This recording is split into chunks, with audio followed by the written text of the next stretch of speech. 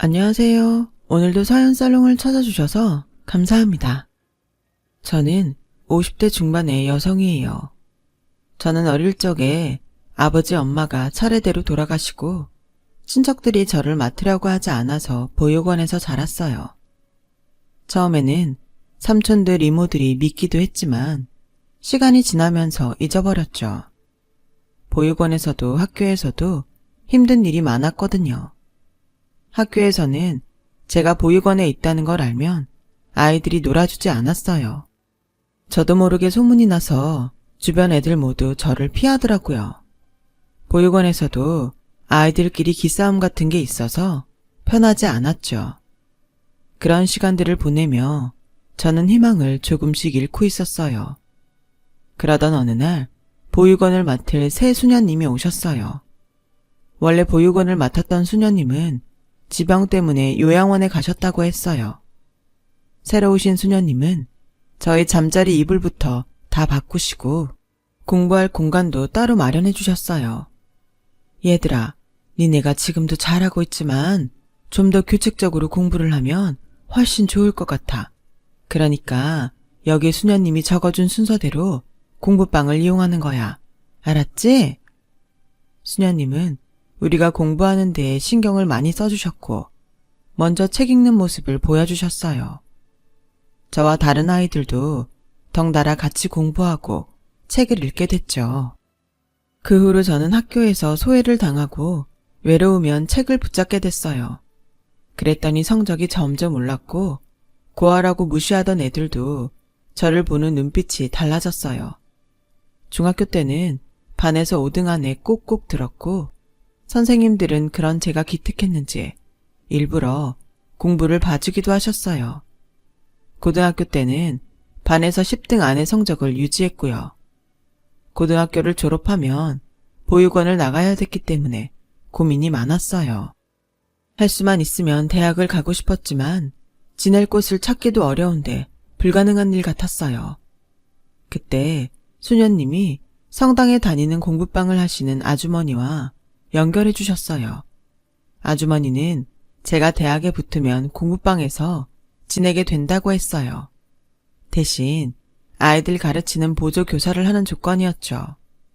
저는 무조건 그렇게 하겠다고 했어요. 생각지도 못했던 방법이 생기니 공부하는 데에도 힘이 났어요. 수녀님, 정말 감사해요.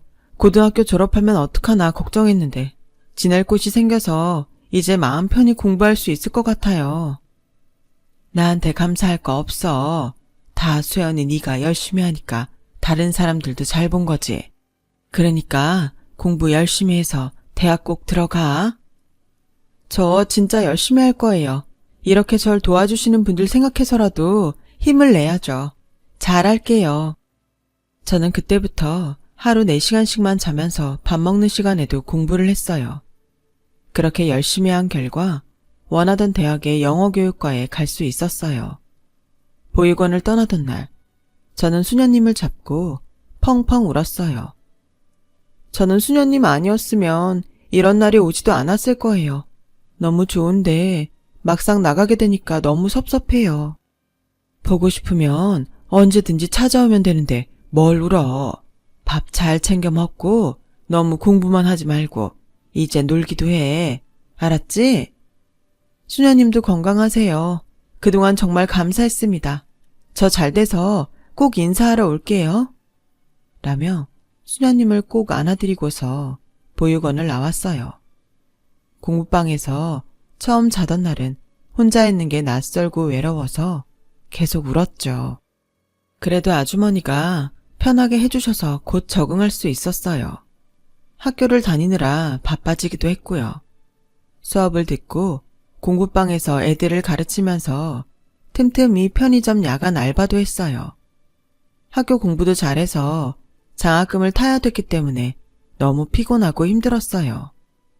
그걸 본 아주머니는 제게 좋은 가외자리를 소개시켜 주셨어요. 이것저것 하느라 바쁘고 힘들 텐데 가외를 하면 그래도 편의점에서 일하는 것보다 나을 거야. 애들 둘 다 중학생이고 수학하고 영어 2과목 할 거니까 잘해봐. 감사합니다. 이렇게 제가 신세 먼저서 어떡하죠? 그런 말 마라. 수연이 오고서 우리 공부방 애들 늘었잖아. 나도 애들 성적 많이 오르면 조금씩 수고비 떼줄게. 아주머니는 정말 성적 오른 애들의 수고비를 주셨고 저는 가회비와 그 돈으로 생활비도 하고 저금도 했어요. 조금씩이지만 매달 보육원에 돈도 보냈고요. 그렇게 바쁜 대학 4년을 마치고 저는 입시학원 영어 강사로 취직했어요. 교원 자격증도 땄지만 학교의 교사로 발령받기까지 좀 기다려야 되더라고요. 학교 선생이 되는 것보다 제 생활이 급했기 때문에 먼저 취직이 되는 일을 해야 했어요. 계속 공부방에서 지낼 수도 없는 노릇이었고요. 방 하나에 작은 주방에 딸린 방을 구해서 나름 이사를 했을 땐 그렇게 뿌듯할 수 없었어요. 본격적으로 학원 일을 하면서 보육원에 정기적으로 보내는 돈도 늘렸어요. 명절이면 아주머니도 찾아뵙고요. 수녀님은 은퇴하셔서 수녀원에 들어가셨기 때문에 1년에 한 번 정도밖에 뵐 수 없었어요. 그러다가 저는 학원에서 좋은 인연을 만나게 됐어요. 다른 학원에서 스카웃된 수학 강사였는데 첫눈에도 인상이 좋고 착해 보였어요. 실력도 있고 잘 가르치는데 학생들 질문에도 성의껏 대답해줘서 굉장히 평이 좋았어요. 저도 그 사람한테 호감을 느꼈죠. 제가 마지막 수업이 밤 11시에 끝나는 날이 있었는데 그 사람이 기다리고 있더라고요. 박수현 선생님, 저하고 야식 같이 드실래요? 제가 너무 배가 고픈데 혼자 먹으려니까 좀 그래서요. 생각 없으시면 그냥 옆에라도 있어주세요.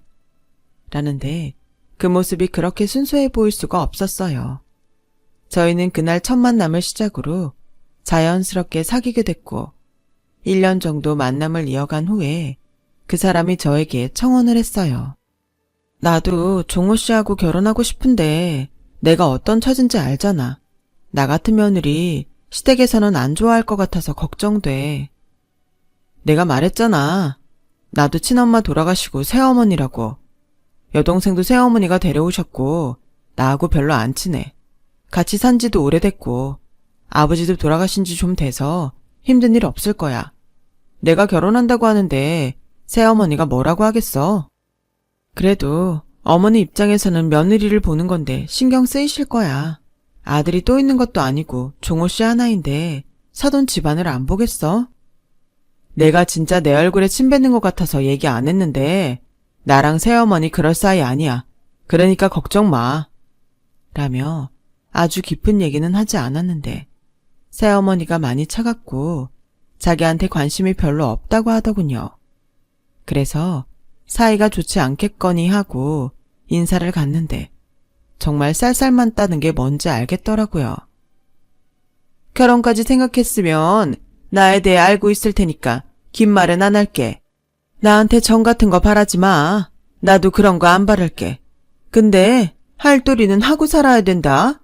그래도 내가 그동안 종호 키워준 공은 있잖아. 내가 그 정도는 받을 자격 있어. 라고 당당하게 말하는데 그 사람 표정이 일그러지더라고요. 나중에 들으니 시어머니는 그 사람을 제대로 돌봐준 적이 없었대요. 항상 자기 딸만 챙겼고 딸한테는 온갖 비싼 거 다 해주면서도 그 사람한텐 용돈도 제대로 준 적이 없다는 거였어요. 다 지난 일이고 나한테 그런 건 괜찮지만 결혼해서 당신한테 그러면 나도 그땐 참지 않을 거야. 새어머니가 이상한 짓 하면 바로 나한테 말해. 라고 했지만 그 당시만 해도 저는 제가 남편하고 시어머니 사이를 편하게 해주면 좋을 것 같다는 순진한 생각을 하고 있었어요. 그래서 결혼 후 학원 다니느라 바쁘면서도 시어머니가 집에 불러 도우미처럼 부려먹는 것도 묵묵히 참았었죠. 시어머니는 학원으로 전화까지 해서 자기 친구 딸 결혼 부조금을 저한테 달라고 하더군요. 어머니, 그건 어머니 용돈에서 하시면 안 될까요? 제가 어머니 말씀하신 것보다 더 넉넉하게 드리잖아요. 용돈 드린 지 얼마 안 됐고요. 저도 계획이 있고 저희 생활비도 써야 해서요. 너 되게 웃긴다. 내가 50만 원을 달랬니? 100만 원을 달랬니? 그깟 10만 원을 더 준다고? 니네가 생활을 못하지도 않을 거면서 그렇게 야박하게 구니? 막말로 내가 종호 친어머니여도 이랬겠어? 그런 게 아니에요. 제가 어머니가 그 사람 친어머니 아니라고 그럴 거면 그 사람 몰래 돈을 더 드리지도 않았죠. 저희도 적금 들어가고 보험 들어가는 것도 있고 대출도 갚아야 돼요. 생활비가 넉넉한 게 아니라서 사실대로 말씀드리는 거예요. 니네가 뭘 그렇게 먹고 쓰고 살 일이 많다고 그러냐? 니네 가만 보면 진짜 해놓고 사는 거 가관이더라. 아주 남들 하는 건 다 하려고 하던데 니들한테 그게 어울린다고 생각하니? 아니 닦아놓고 얘기해서 니들이 김치에 밥 마른 것만 먹고 살아도 감지덕지지. 특히 너 안 그래? 보육원에서 살다가 지 집 갖고 사는 것만도 황송해야지. 뭘 그렇게 해놓고 살려고 하는 게 많아. 좀 주제에 맞게 해놓고 살아. 라며 소리를 지르더니 전화를 끊더군요. 저희는 그때 20평짜리 전셋집에 살고 있었고 사치를 부리는 것도 없었어요. 남들 하는 것만큼만 하고 살았고 더 안 쓰고 살았죠. 시어머니 눈에는 그것도 저희한테 감지덕지라는 건데 정말 기분 나빴지만 그래도 참는 데까지 참아보자고 생각했어요. 남편이 시어머니를 싫어해서 명절 때도 잘 안 가려고 하니까 시어머니는 남편을 주변에 나쁘게 말했거든요. 그런데 제가 그런 얘기를 남편한테 하면 분명히 한 소리 할 거고 그러면 시어머니는 남편을 더 나쁜 사람을 만들 테니까요. 하지만 제가 참는 것도 딸을 낳으면서 끝이 났어요. 시어머니는 제가 아이를 낳고 병원에 있는 동안 한 번 들여다보질 않았고 어떻게 이럴 수가 있냐고 전화로 한마디 하는 남편한테 아들도 아니고 그까지 딸 낳은 거 가지고 어디 오라 말아야. 너는 우리 시영이 잘 사냐고 한번 물어보길 했니? 그래놓고 지금 네 마누라 안 보러 왔다고 큰소리 내는 거야. 하여간 어릴 때부터 싸가지 없고 하는 행동마다 밥맛이더니 커서도 다를 게 하나도 없네. 싹수가 노랗다는 말이 딱 맞아. 니들 딸인데 똑같겠지 어련하겠니? 별것도 아닌 것들이 바라는 것도 많다. 끊어!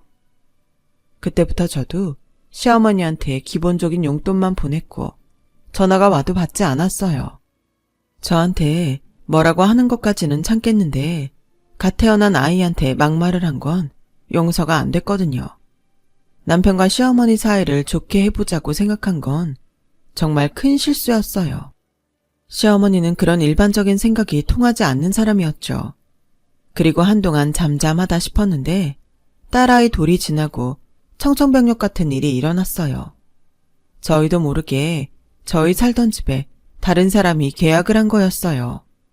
너무 놀라서 집주인에게 알아보니 시어머니가 우리가 나간다고 했다면서 우리와 연락을 하려고 해도 자기한테 맡겼다고 했다는 거였어요. 저나 남편은 계속 수업이 있으니 통화를 하려고 해도 안 되는 때가 많았고 시어머니는 아들이 써준 거라고 위임서에 도장을 찍은 거 보여주고 도장까지 갖고 다니니 주인도 믿었다는 거죠. 너무 기가 막힌 남편과 저는 아이를 업고 시어머니한테 가서 따졌어요. 시어머니는 눈 하나 깜짝 안 하고 아무렇지도 않게 시영이 애가 둘이고 이제 유치원 들어가는데 집이 좁다잖니? 걔가 원래 좁은 데에서 못 지내는 애야. 그리고 몸도 약해서 아줌마도 써야 하는데 집이 좁으면 일하는 아줌마들도 무시하고 뒤에서 흉본대더라. 그러니 더 넓은 집으로 이사 가야 되지 않겠어? 근데 그걸 왜 우리 전세를 빼서 해줘요? 그게 새어머니 돈이에요? 다 제가 벌어서 모은 돈이에요. 얘가 어디서 큰 소리를 지르고 그래? 야, 네가 내가 해준 밥을 얼마나 많이 먹고 컸는데 네가 벌어서 모은 돈 소리가 나와? 네가 내 밥 안 먹었으면 지금 그 돈은 벌었을 것 같니? 그리고 그 돈 얼마 되지도 않던데 뭘 생색이야? 라며 말도 안 되는 소리를 하며 저희를 내쫓았어요.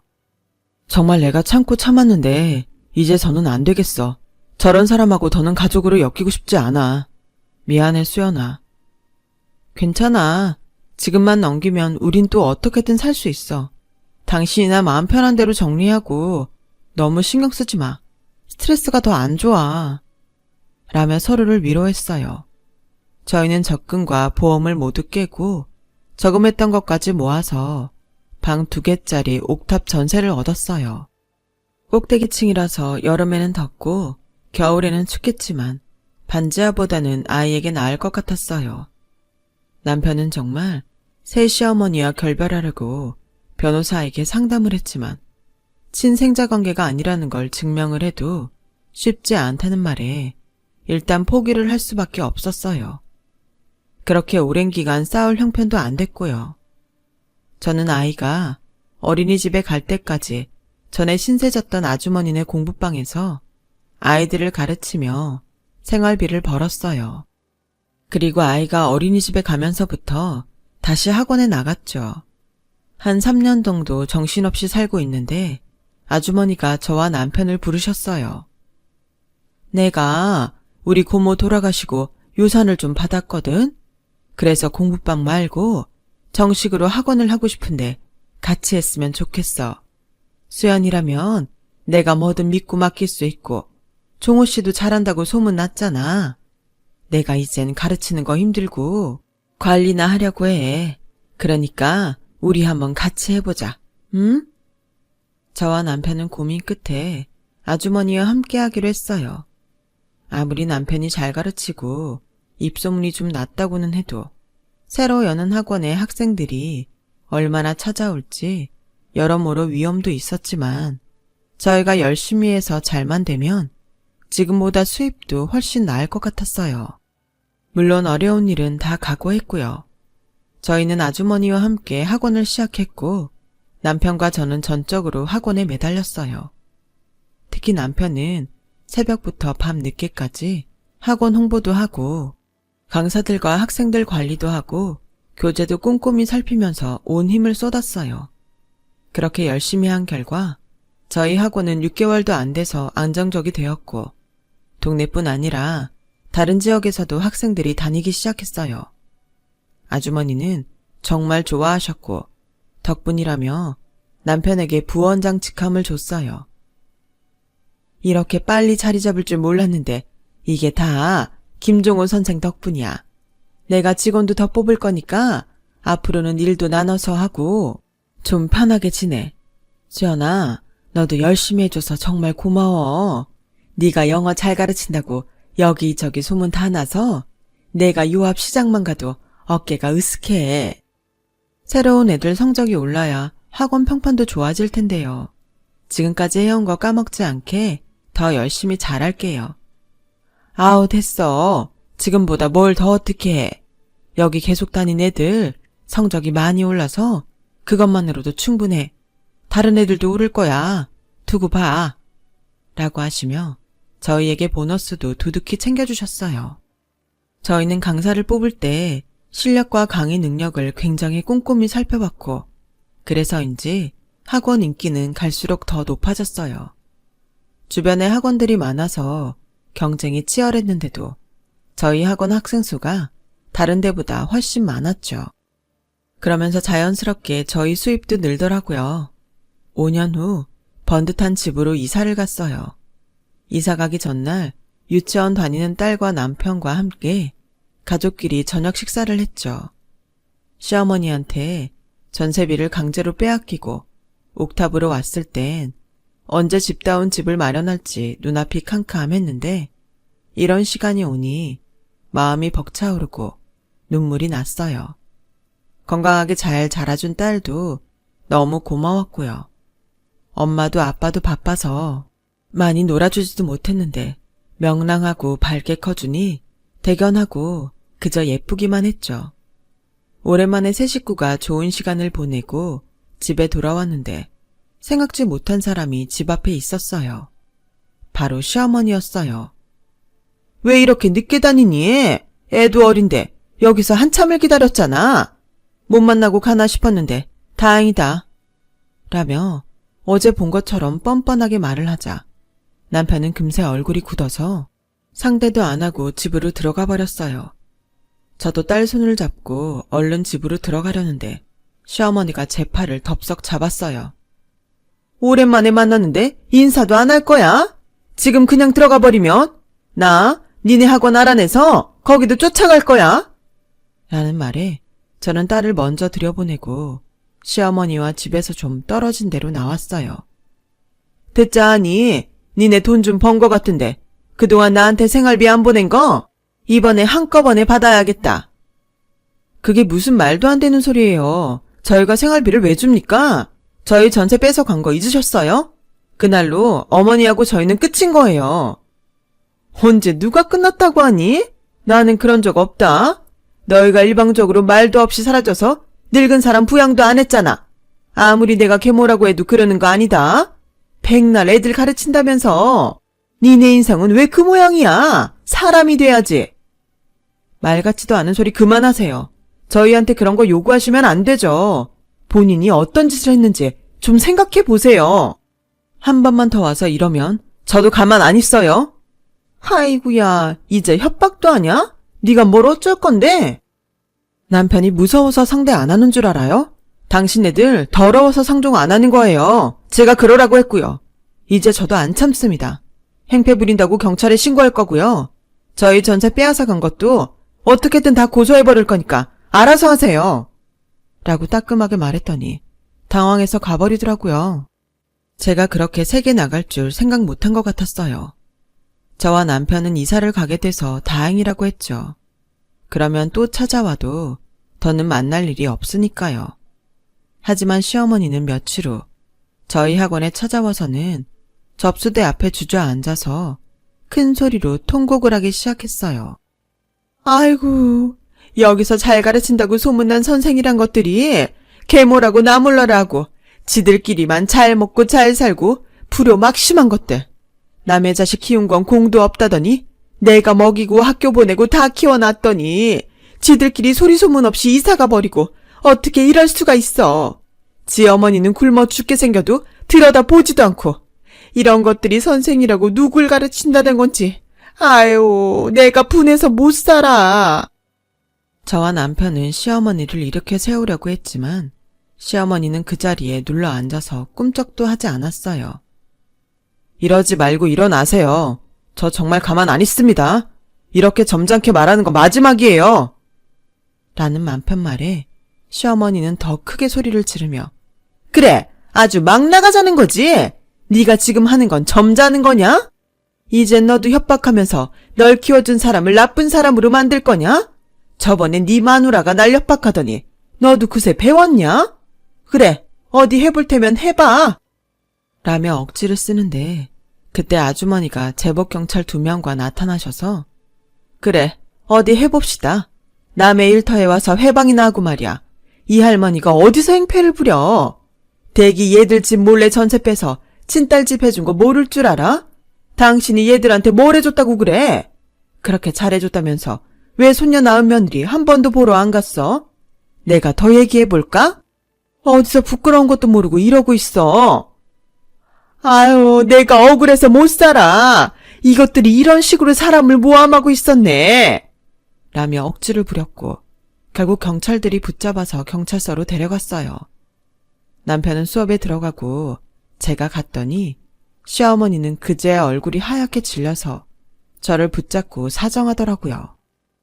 얘, 이게 다 뭐냐? 난 그냥 니네가 하도 내 얘기를 안 들어줘서 하소연한 것뿐인데 무슨 영업방해, 명예훼손에, 무고죄 이런 게 다 뭐니? 네가 얘기 좀 잘해줘. 다 맞잖아요. 없는 얘기 꾸며서 저희 억울하게 만들고 직장까지 찾아와서 사람들 앞에서 망신 주고 그게 어떻게 하소연이에요? 난 그저 내가 형편이 어려우니까 좀 도와달라고 한 것뿐인데 이렇게 될 줄은 정말 몰랐다. 정말 나 이걸로 고소할 거 아니지? 고소할 거예요.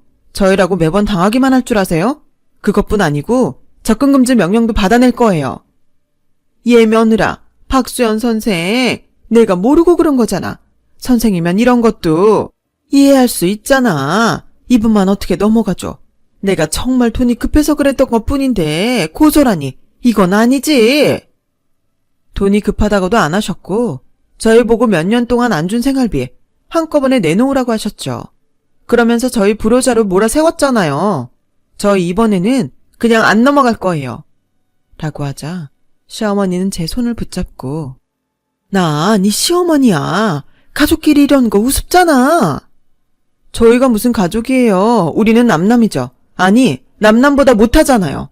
이렇게 자꾸 저희를 나쁜 사람으로 몰아가면 전세비 빼간 것도 사기죄로 고소할 거예요. 저희가 몰라서 가만히 있는 줄 아세요? 마지막 예의는 지키려고 그냥 넘어간 거였어요. 라며 손을 거칠게 뿌리쳤어요. 그제야 시어머니는 고개를 숙이며 내가 정말 잘못했어. 제발 그것만은 하지 말아줘. 응? 하며 싹싹 빌더군요. 알고 보니 저희 전세비 뺀 걸로 보태서 집을 사준 딸이 사위한테 거짓말을 하고 거에게 돈을 빼돌렸다고 해요. 그것 때문에 사위는 이혼 소송을 하면서 딸을 사기죄로 고소했고 시어머니가 살고 있던 집까지 날아갔다고 하더군요. 저와 남편은 다른 고소는 취하하고 접근금지 명령만 받아냈어요. 시어머니는 그 뒤로도 몇 번이나 학원에 전화해서 저희에게 사정했지만 저희는 냉정하게 거절했어요. 얼마 후 지인으로부터 시어머니가 딸하고 지방으로 내려갔다는 얘기를 들었고 그 후로는 연락이 끊겼어요. 남편은 그게 오히려 잘된 거라고 했고 저도 그렇게 생각해요. 학원은 다른 지역에 분원을 내서 제가 그곳 원장이 됐고 지금까지도 잘 해오고 있답니다. 딸도 이제 다 커서 어엿한 직장인이 됐고요. 어려운 때라서 취업이 되기까지 어려움이 있었지만 몇 번의 도전 끝에 좋은 회사에 들어갔죠. 이제는 듬직한 사익감만 나타나면 바랄 게 없겠네요. 제 얘기는 여기까지예요. 긴 얘기 들어주신 여러분 모두 감사합니다. 다들 건강하시고 행복하고 좋은 일만 많으셨으면 좋겠어요. 여러분, 사연 댓글에 응원과 현명한 조언 부탁드려요. 좋아요와 구독은 저에게 큰 힘이 됩니다. 오늘도 좋은 일 가득하세요.